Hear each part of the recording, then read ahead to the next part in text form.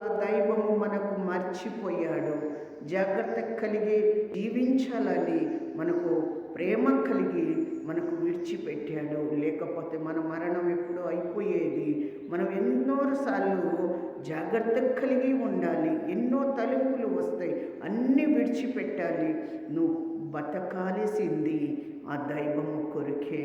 ఆ పరలోకంలో ఉన్న ఆ తండ్రి కొరకు నువ్వు జీవించు, అక్కడికే నువ్వు వెళ్ళగలుగుతావు. హల్లెలూయా.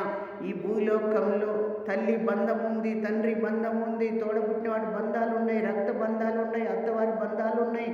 ఈ లోకంలో ఎన్ని రకాలుగా బంధాలు ఉన్నాయో అన్ని రకాలుగా మరణం కూడా నీకు వస్తూ ఉంది.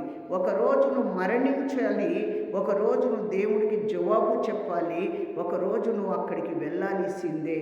అందుకోసమే ఆనాడు ఎంత జాగ్రత్త కలిగి జీవించిన ప్రతి వారు మరణము ఎలాగ ఉందో, ప్రతి వారు క్షమాపణ ఎలాగ ఉందో, ప్రతి వారు ఎంత తగ్గించుకున్నారో, దేనికోసం వాళ్ళు బతికారో, దేనికోసం జీవించారో, ఎందుకు వాళ్ళు ఇలాగ స్థితిలో పడిపోయారో, మనం అందరం కూడా జాగ్రత్త కలిగి దేవుని కోసమే బతకాలి. హల్లెలూయా.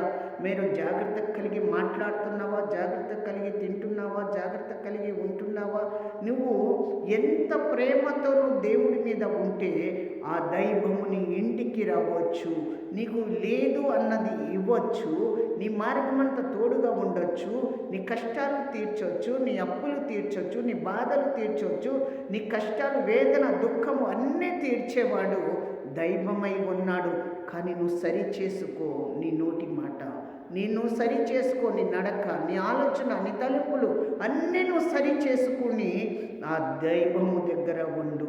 నువ్వు అప్పుడు కానీ నీ కుటుంబానికి నడవగలుగుతాడు. హల్లెలూయా. హల్లెలూయా.